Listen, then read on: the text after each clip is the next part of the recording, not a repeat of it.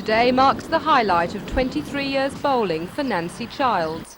The modest member of Warners Bay Women's Bowling Club warmed up on the green today before meeting officials and receiving her state singles badge. The award is the culmination of a busy year for Nancy, who heads her club as major singles champion, club consistency winner, a club pairs and triples champion.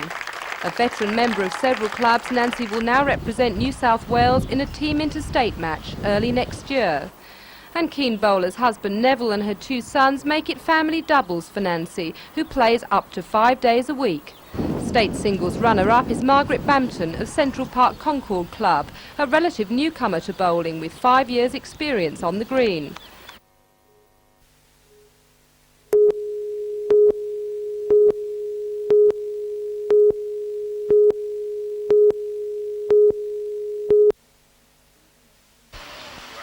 Children at Adamstown Primary have based their mosaic on the Aboriginal Dreamtime tale of the creation of Earth, where the rainbow serpent wanders through the country, gouging out valleys and building hills.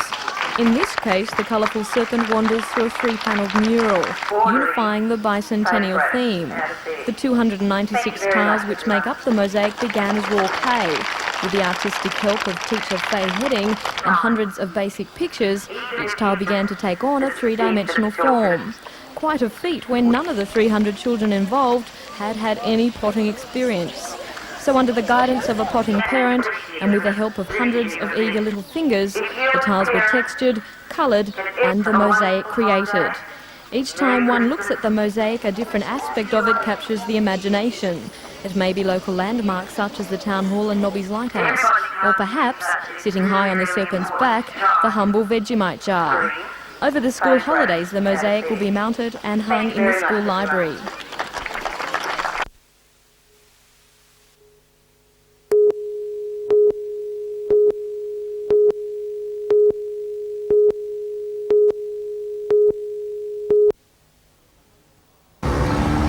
In the Hunter, the 100 resident medical officers officially resigned as public servants at 8 this morning. That brought to a standstill all elective surgery and closed a number of outpatient facilities. As promised, however, teams of doctors are still working on a volunteer basis at Belmont and Wallsend hospitals, the Mater and the Royal Newcastle Hospital to be on the spot for emergencies. The doctors claim this shows they have no intention of holding patients to ransom. Well, we've gone to a great deal of trouble to make sure that we've got emergency teams in all of the hospitals of the Newcastle region and the surrounding suburbs to make sure that patients aren't put at risk and that essential treatment is given at those centres and then appropriate management is instituted. Chief Executive of the Hunter Area Health Board, Dr Owen James, says while the industrial action will further delay the 18-month elective surgery waiting list, it will not mean the closure of any Hunter hospitals. How long can it go on like this with the doctors out? Well, this is the sort of pattern of service level which is available at weekends and during holidays. I wouldn't like to see it last a day longer, but it could go on for an indefinite period.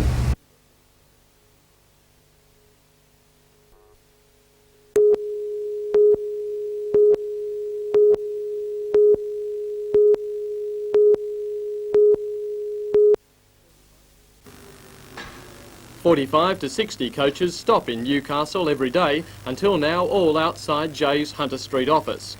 The City Council, however, wants to put a stop to that and has told Jay's it must close its waiting room doors as it is operating illegally as a bus station. Town Clerk Barry Lewis admits the council cannot legally stop the coaches using the Hunter Street bus stop, but says it has no alternative but to enforce the law requiring the company to open its doors only during office hours. Jay's, which is the city's largest coach ticket seller, says while it is concerned for the security of its customers if they wait on the footpath, it will continue to be an agent for all the major fleet lines. National Sales Manager for McCavity's coaches, Brian Hoffmeyer, says his passengers are suffering because of the decision and has begun a campaign to have the issue resolved. He will be asking the council to form a temporary bus station in the loop in front of Civic Station by removing the parking meters. In the long term, Mr Hoffmeyer says the council and private companies should get together to finance a solution. According to Newcastle's Lord Mayor John McNaughton, however, creating a bus station is the responsibility of the coach companies, what sort of areas not the could council. it happen in? any Alderman area. McNaughton says there already exists another bus terminal owned by a travel agent in Denison Street. According to McCavities, however, that site is unsuitable as it doesn't provide space for 4 coaches and the roof is too low for today's 2-storey buses. And bearing in mind that this was only sprung on us on Monday, here we are 10 days from Christmas, I can't expect to go down to John Jenkins and say, lift your roof and let me get my coaches in. That's a total impossibility. With some minor modifications, though, it would prove...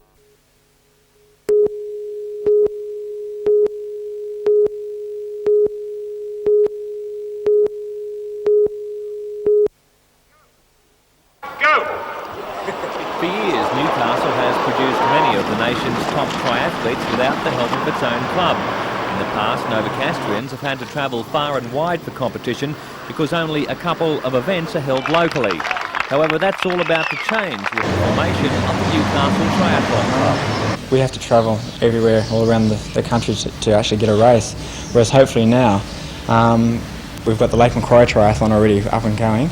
We're hoping to get the Newcastle Harbourside Triathlon ready for the 89 season, and also a winter biathlon series to keep the guys fit and on top of the sport throughout the winter. The club will also concentrate much of its energy towards fostering the sport to younger competitors. Most people don't get into triathlon until they're well into their 20s or 30s because there's no junior base for it. What we're hoping to do is to develop our juniors so that they can come and grow with the sport rather than just adopt it in later life. Why has it taken so long to start the club? I think it's really commitment from the people. It's a lot of administrative work. The sport itself is a very selfish sport. You spend your whole life training and people just weren't prepared to put in that extra effort. But now there's more people involved, we can share that load, and there's about 10 to 12 of us that are trying to get the club going.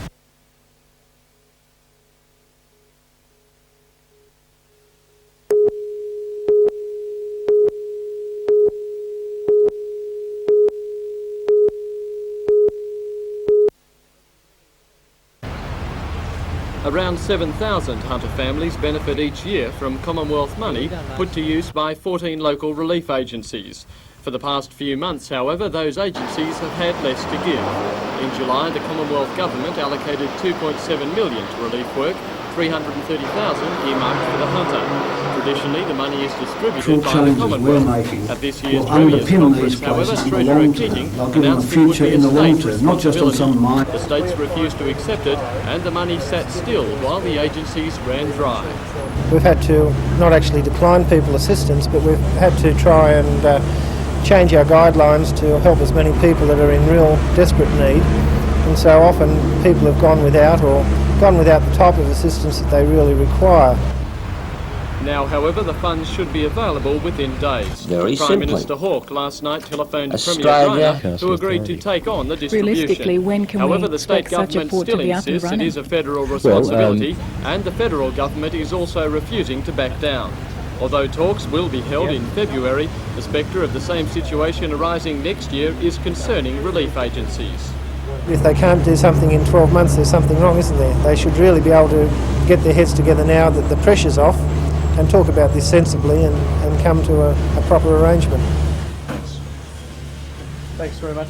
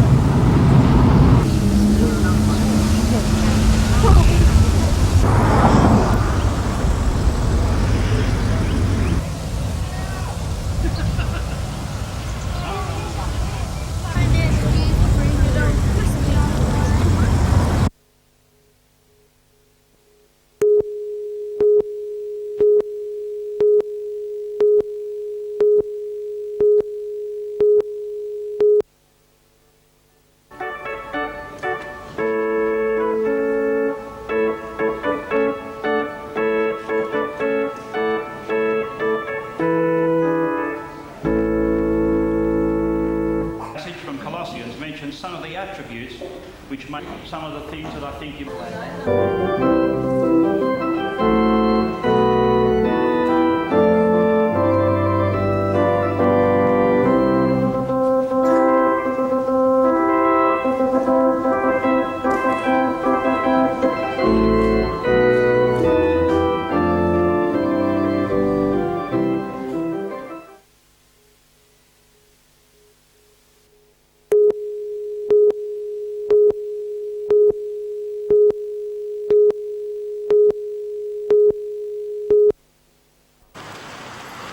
Four candidates have been campaigning for the by-election.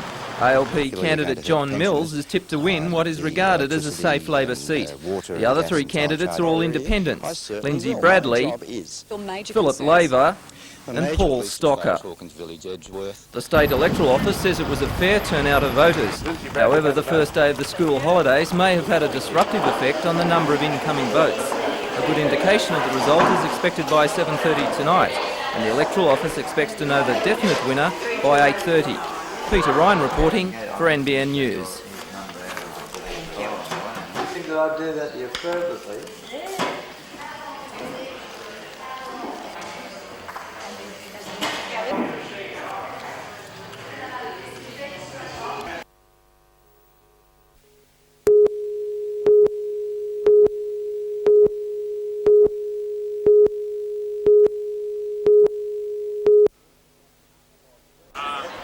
Rob Gleghorn adopted the classic pose beside his catch at the Nelson Bay jetty late yesterday. Even in death, the fearsome lines of the 4-metre Mako drew a respectful crowd. At 425 kilos, the shark is a world record catch on a 15-kilo line. It was a moment of glory for the Cessnock fisherman who broke the world record in October, only to lose the title to another fisherman at Swansea about an hour afterwards. Local game fishers say the sharks will serve as a lure to entrants in the New South Wales Game Fishing Championships, soon to be hosted at Port Stephens. They say the big sharks begin to appear along the coast about now and remain until the end of the season in July. But Rob Gleghorn will be very unlucky to have his record catch beaten for a few weeks at least.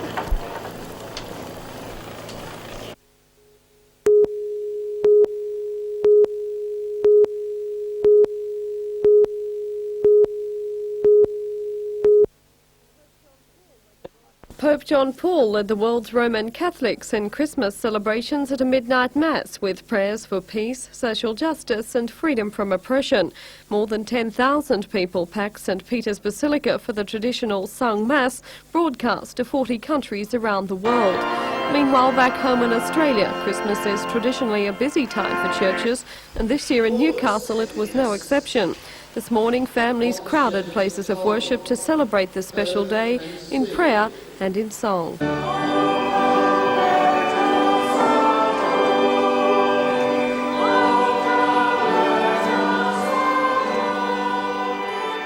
Parishes throughout the region reported large attendances for all Yuletide services. At the Christchurch Cathedral in the city, hundreds packed the aisles for the midnight mass, to the extent that many folk were forced to stand outside. At the Maitland Catholic Cathedral, crowds were reported at the 2 evening services, while big attendance were also recorded at the 4 services held today. While Christmas is, of course, first of all a time for worship, it's also a time for gift-giving. And at the Osland House at New Lambton, young son Ryan was doing what thousands of youngsters across the Hunter were doing today, ripping through all the bright wrapping to find yet another special gift. But while Christmas is, of course, a ball for the kids, it's also a wonderful time for the older members of the family, who find the joy of spending that special day with their loved ones is the best present they could ever have.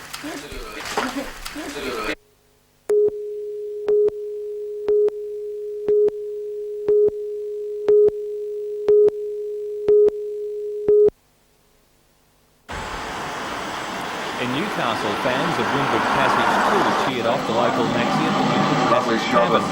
of Windward Passage there. Certainly is a handsome vessel.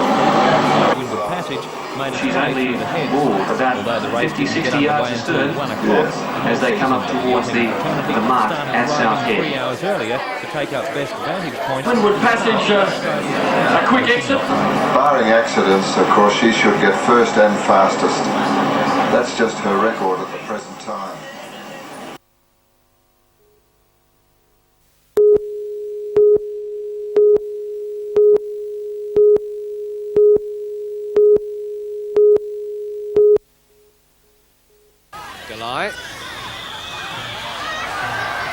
Lie there reacting to that challenge from Alan Davison. Free losing complete control of this match. He's lost complete control of this game. He never really had any control. The Australians...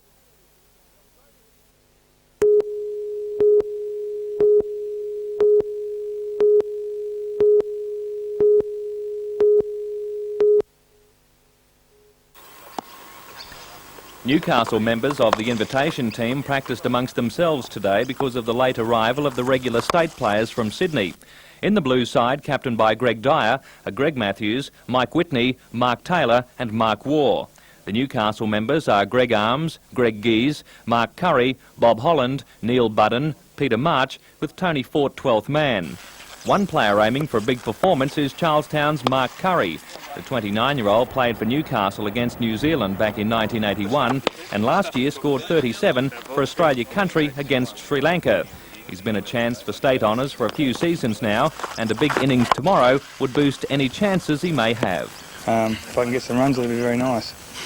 Any chance of you getting into the state squad? I know a lot of people around here think that you've certainly got the talent to be in the New South Wales team. Well, I think over the years I've had my chances. I've played a little bit in Adelaide and down in Sydney. Unfortunately, didn't do as well as what was required. So I think it's a bit difficult from up here to make the field. So I think you've really got to play in Sydney. But games like this can only help you. Meanwhile, Pakistan have not yet finalised their team for tomorrow's match. However, it is expected that Imran Khan and Javed Miandad will be in the team that arrives in Newcastle tomorrow morning.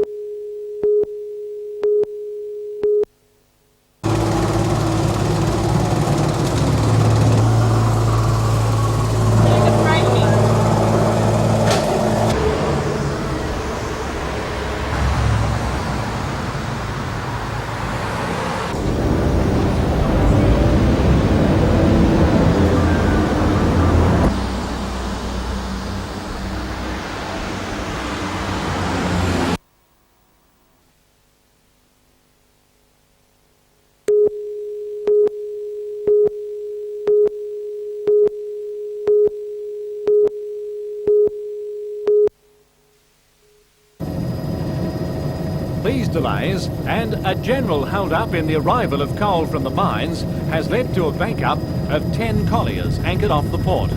8 of them are being held up by general production problems at the pits because of the reorganisation of work practices. It's been a hand-to-mouth existence for the loaders recently, and December has seen a big demand for export coal.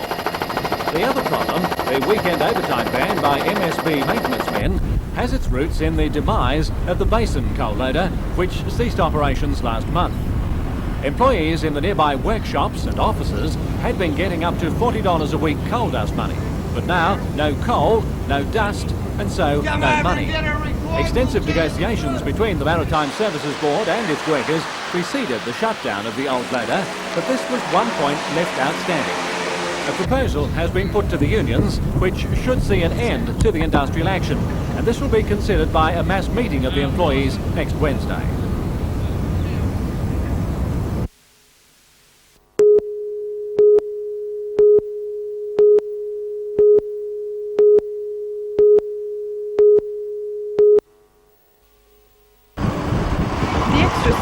For tomorrow night come in the wake of the huge patronage the city's buses enjoyed on Christmas Eve. The UTA Night Owl buses that night ferried more than 1,000 people safely home. The last bus, which left the city at 4 a.m, had 25 people aboard. Tomorrow night, 18 extra services will operate, targeting the major night spots and clubs. Running at regular intervals during the late evening hours and the early hours of the morning, they'll be frequent around 2 a.m, when most people are looking at calling it a night. All major suburbs will benefit from the extra services, with buses going as far as Swansea, Wallsend, Valentine and Cardiff. With a special farewell festival at Spears Point, revellers there will be treated to an additional 5 buses connecting to most of the major suburbs. For city partygoers, the last service will be leaving town again at 4 o'clock.